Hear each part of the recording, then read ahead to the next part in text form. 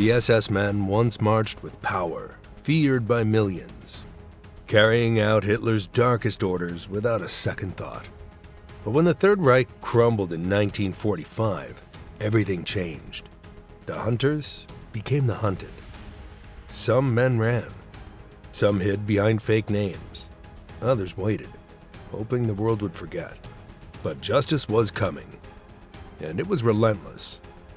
What followed was a brutal reckoning that chased them across continents and decades. By May 1945, everything the Nazis had built was falling apart. Adolf Hitler had killed himself in his bunker on April 30th, and just a week later, on May 7th, Germany officially surrendered. The next day, May 8th, 1945, became known as VE Day, or Victory in Europe. But the celebration came with the heavy task of finding and punishing the people responsible for years of death, torture, and terror. Allied soldiers were now moving across German cities and towns. Berlin was nothing but rubble.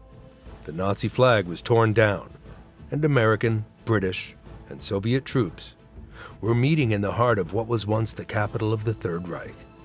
The Allies quickly turned their attention to the SS. These were not regular soldiers. They were the heart of the Nazi system. They ran the death camps like Auschwitz, Dachau, Treblinka, and Sobibor. They carried out the final solution. They shot people in forests, marched families into gas chambers, and filled mass graves. At the height of Nazi power, there were around 900,000 SS members. By the end of the war, that number had dropped. Many had been killed in battle, while others simply vanished. But thousands were still alive and scattered across Europe. Some were in hiding, others were disguised as regular soldiers or even civilians. A few had escaped to other countries using fake names and false documents. The Allies knew that time was short. Every hour gave war criminals a chance to disappear. In Austria, American troops began arresting SS officers in the mountains. In Czechoslovakia, Soviet troops captured hundreds more. In northern Germany, British soldiers were rounding up SS guards from the Bergen-Belsen camp, where bodies were still lying in piles. Many SS members tried to burn their uniforms and throw away their identity papers. Some even pretended to be prisoners themselves. Others ran into forests or fled to small villages, hoping no one would recognize them. But there was no hiding from what was coming. The Allied forces had lists, photographs, and survivors ready to point them out. Some of the top SS leaders were already dead. Heinrich Himmler, head of the entire SS, was caught by British soldiers on May 22, 1945.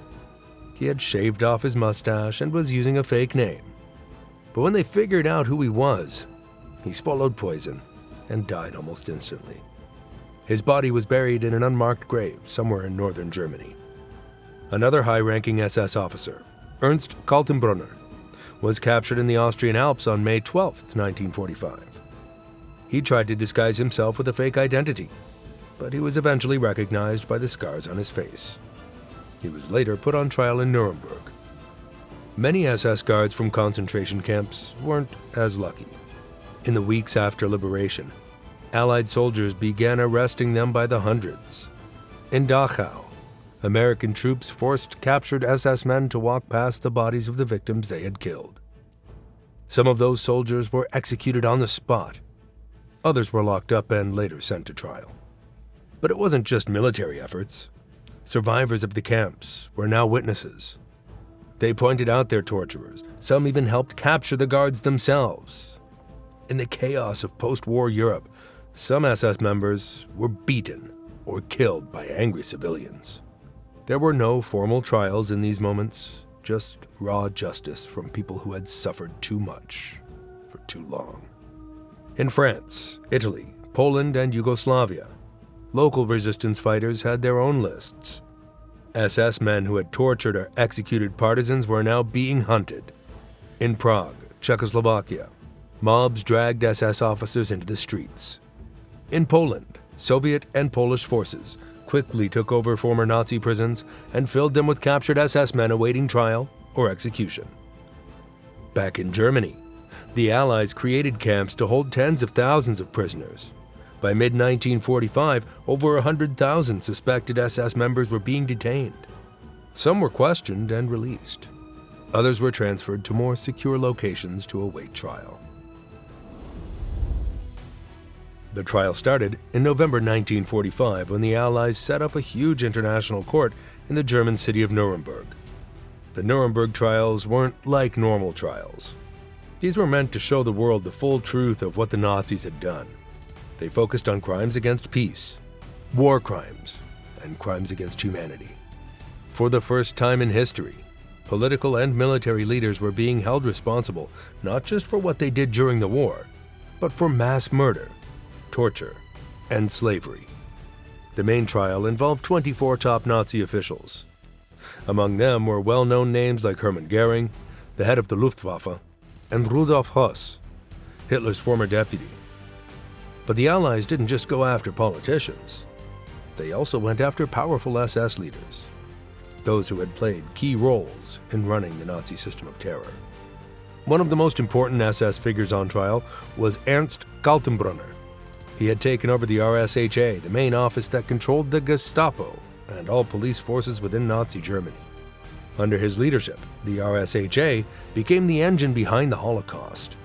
He was in charge of signing orders that sent tens of thousands of Jews to death camps. He oversaw the deportation of Jews from Hungary in 1944, when around 437,000 Hungarian Jews were sent to Auschwitz in just a few months. Kaltenbrunner was cold, ruthless, and loyal to the very end. But the evidence against him was massive. Documents, testimonies, and survivor reports all pointed directly to him. On October 1st, 1946, the court found him guilty of war crimes and crimes against humanity. Just 2 weeks later, on October 16, 1946, he was hanged, along with 10 other top Nazi leaders. Another high-ranking SS officer tried separately was Oswald Pohl. He had not been in the spotlight as much, but behind the scenes, he was one of the key people making the concentration camp system function. He was the head of the SS main economic and administrative office. That meant he handled the money, slave labor, and construction of the camps. He was responsible for turning prisoners into free labor for German factories. Under his management, the SS made money off of slave labor, stolen goods from prisoners, and even gold teeth pulled from dead bodies. Pohl was arrested in May 1945 and put on trial in 1947 in what was known as the Pohl trial, one of the 12 follow-up trials held in Nuremberg after the main trial. In November 1947, he was found guilty. His crimes were seen as especially cruel because they were organized, systematic, and profit-driven. He appealed the death sentence, but it was rejected. He was executed by hanging at Landsberg Prison on June 8, 1951. These trials made history. They were the first time international law had been used to charge people for genocide and mass murder. And while only a small number of SS leaders were tried in Nuremberg, the message was clear that even the highest-ranking Nazis would be held accountable. The Nuremberg trials also laid the foundation for future war crimes courts. The judges, lawyers, and witnesses made sure the world knew exactly what had happened under the Nazi regime. The documents used in court are still studied today. After the major leaders were sentenced at Nuremberg, the focus shifted to the people who had carried out the day-to-day horror, especially the SS members who had worked in the concentration camps. These were the men and women who had tortured, murdered, and abused prisoners directly. While some tried to say they were just following orders, the world saw their actions as crimes that could not be ignored. One of the most important trials took place in Krakow, Poland, starting in November 1947. This was known as the Auschwitz trial, and it was led by the Polish Supreme National Tribunal. A total of 40 former SS members who had worked at Auschwitz were put on trial. This included guards, doctors, and commanders. One of the most well-known among them was Arthur Liebehenschel, who had been the commandant of Auschwitz for a short period in 1943. Before that, he worked at other camps like Majdanek, and the SS Inspectorate of concentration camps. Even though he had made some small changes at Auschwitz, like removing some standing cells and stopping group punishments, he was still part of the system that ran mass killings. The court found him guilty of crimes against humanity, and he was executed by hanging on January 24, 1948. Another key figure was Maria Mandl, one of the highest-ranking female SS guards at Auschwitz. She ran the women's section of the camp and was known for choosing prisoners for the gas chambers. She personally selected thousands of women and children for death. She also helped run the women's orchestra, which was forced to play music during executions. Mandl was convicted and hanged on the same day as Liebe Henschel. Of the 40 defendants in the Auschwitz trial, 23 were sentenced to death. Others received prison terms ranging from a few years to life. These trials were seen as a major step in holding not just top leaders, but everyday SS workers accountable for their roles in mass murder. Around the same time, another major trial took place in Dachau, Germany. This was the Buchenwald trial, held by the U.S. military starting in April 1947. Buchenwald was one of the first camps liberated by U.S. troops in April 1945, and what they found shocked the world. Piles of bodies, starving survivors, and rooms filled with human skin and body parts used as trophies. The trial included 31 former SS officers, guards, and civilian staff. Among them was Ilse Koch, the wife of Buchenwald's commandant Karl Koch. She was one of the most infamous women of the Nazi regime. Prisoners accused her of picking tattooed inmates so their skin could be turned into lampshades or book covers. While the court couldn't prove every rumor, they had enough evidence of her cruelty and abuse to sentence her to life in prison in August 1947. However, in 1951, her sentence was reduced to 4 years, which caused public outrage in the US and Germany. People couldn't understand how someone connected to such brutality could receive such a light punishment. Ilse Koch was later tried again in a German court and sentenced to life in prison in 1951. She died by suicide in her cell in 1967. Dachau was not only the site of the Buchenwald trial, it also became the location for hundreds of other post-war trials. Between 1945 and 1948, the U.S. Army held more than 400 separate trials at the Dachau War Crimes Court. These included trials for SS personnel from camps like Mauthausen, Flossenburg, Mittelbau-Dora, and others. In total, more than 1,600 SS members were tried at Dachau. These were men who had worked as guards, doctors, or administrators in various camps. Many were found guilty of shooting prisoners, conducting medical experiments, or beating inmates to death. At least 300 of them were sentenced to death, mostly by hanging. And many of the executions took place at Landsberg prison, the same prison where Hitler had once written Mein Kampf. Some trials only lasted a few days, especially when there was clear proof. Survivors testified, documents were shown. In some cases, photographs taken by the Nazis themselves helped seal their fate. Others received prison terms that lasted for years or decades. Even after these trials ended, the hunt for SS members didn't stop. In the chaos of Germany's collapse, many of them had slipped away. They knew that if they were caught, they'd likely be imprisoned or executed, so they did everything they could to vanish. One of the most well-known SS men who escaped was Adolf Eichmann. He wasn't just a minor figure, he was one of the main people responsible for organizing the Holocaust. He had helped plan and manage the trains that sent millions of Jews to their deaths. After the war, he was captured by American troops, but managed to hide his true identity. He escaped custody in 1946 and went into hiding in Germany for several years. By 1950, Eichmann managed to get false documents with the name Ricardo Clement. Using the help of Nazi sympathizers and a secret escape network known as the Rat Lines, he boarded a ship from Italy and sailed to Argentina. For the next 10 years, He lived quietly in the suburbs of Buenos Aires, working in factories and keeping a low profile. But his past eventually caught up with him. In May 1960, Israeli agents from Mossad tracked him down. They captured him during a secret mission and flew him to Jerusalem, where he was put on trial in 1961. The trial was broadcast around the world. Survivors of the Holocaust testified against him, and the evidence was overwhelming. Eichmann was found guilty of crimes against humanity and was executed by hanging on June 1, 1962. Another infamous SS officer who escaped justice was Josef Mengele, the so-called Angel of Death from Auschwitz. Mengele had been a camp doctor, but instead of treating people, he performed horrific medical experiments on prisoners, especially children and twins.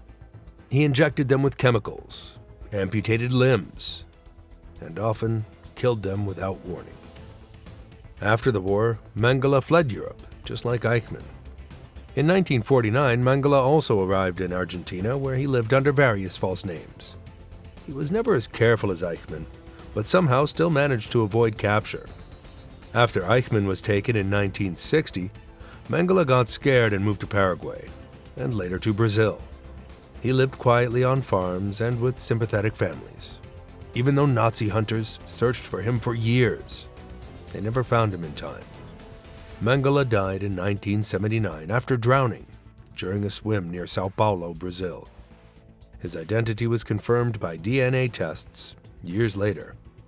He was never tried for his crimes. But not every SS member ran to another country. Some stayed in Germany and tried to blend in. After all, post-war Germany was in ruins, and it was easier for people to disappear among the rubble. Some former SS officers changed their names and took on normal jobs as factory workers, clerks, or even teachers. They lived quietly, pretending to be regular citizens. It wasn't until the 1960s and later that war crime investigators began digging deeper.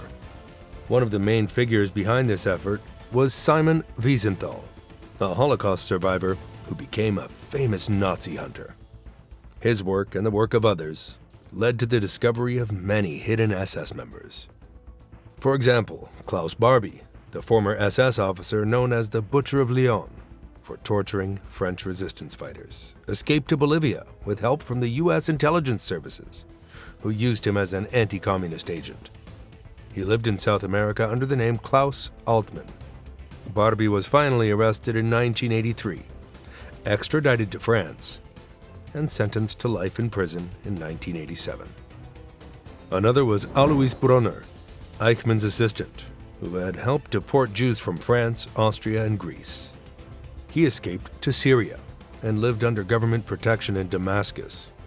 He reportedly lived there until the 1990s or early 2000s, though his exact death date is still debated.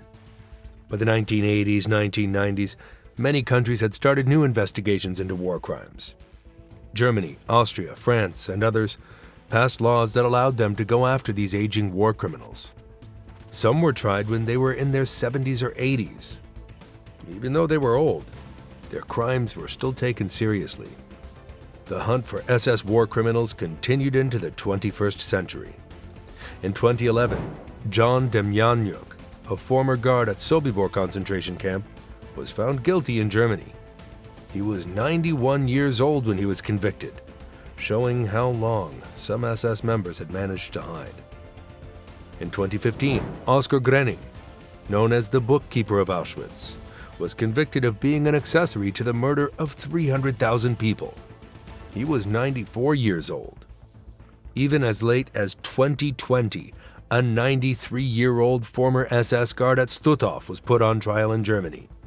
He was found guilty, showing that even after 75 years, some form of justice could still be delivered. While the Western Allies used trials as legal processes, the Soviet Union took a much harsher approach. On the Eastern Front, where the Nazis had destroyed entire towns, killed millions, and left deep scars, Soviet soldiers weren't interested in courtrooms. They had seen too much horror. And when they caught SS men, they often didn't wait for orders. They were shot on sight. This brutal approach wasn't just limited to the Soviet army. In places like Poland, Czechoslovakia, and inside the Soviet Union itself, revenge came swiftly. Thousands of captured SS officers and guards were either executed in public or sent to the gulags, harsh labor camps deep in places like Siberia or Kazakhstan. The gulags were deadly. Men were forced to work in freezing temperatures, digging mines, chopping timber, or building railroads with almost no food. Most didn't survive long. In many cases, it wasn't just the Red Army carrying out revenge. Civilians who had lost families to the SS were often given the freedom to take justice into their own hands. There are accounts of SS men being dragged through towns, beaten to death with tools, or simply tossed into open graves. In some villages, groups of locals lined up captured SS troops, executed them in rows. It wasn't official, it wasn't organized, but it happened, often with quiet approval from Soviet officers standing nearby. One of the most chilling examples happened in Czechoslovakia in May 1945. As the war ended, Czech resistance fighters and local militias captured hundreds of SS soldiers near the town of Ústí, near Labem. Instead of handing them over to the Allies, they took matters into their own hands. Over several days, prisoners were lined up and shot, sometimes with entire trucks of bodies dumped into pits outside of town. These killings were rarely recorded, but decades later, survivors came forward. Old Soviet and Czech military documents also confirmed what had happened. In Poland, where millions had died under Nazi occupation, emotions were even higher. In cities like Warsaw and Krakow, captured SS men were sometimes paraded through the streets, spat on, beaten, or simply dragged out of line and executed in alleyways. Soviet troops didn't stop it. Sometimes they even joined in. In Lviv, then part of the USSR, records show at least 600 SS soldiers were executed within 2 weeks of capture, many without formal charges. Even in Soviet-controlled Germany, areas like East Prussia and Silesia saw similar scenes. SS guards caught trying to escape across the countryside were rounded up and shot. Some were buried in mass graves, with no names and no markers.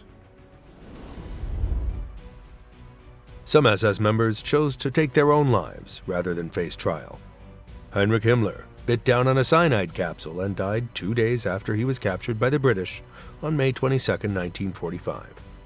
Others followed the same path.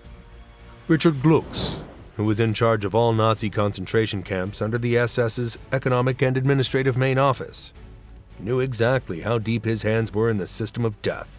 He had overseen the daily operations of places like Auschwitz, Dachau, and Mauthausen.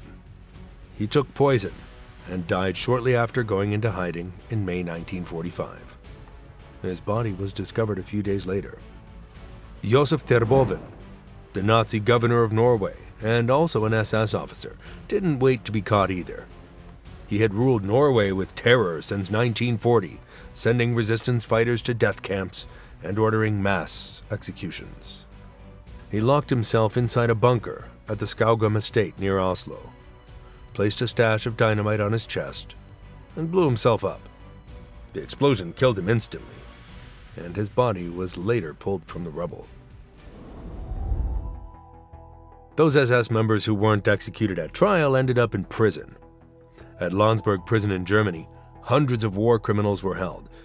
Some, like Joachim Peiper, an SS officer responsible for the Malmedy massacre, served time and was released in the 1950s. But Peiper's past followed him. In 1976, he was killed in France, likely by former resistance fighters. For many of these former SS men, life after prison was harsh. They were shunned by their communities, they couldn't find work, and even if they had served their sentence, their names stayed in public memory. The end of the SS wasn't quick or clean. It was long, messy, and brutal. But in the end, justice, slow as it may have been, came for them all.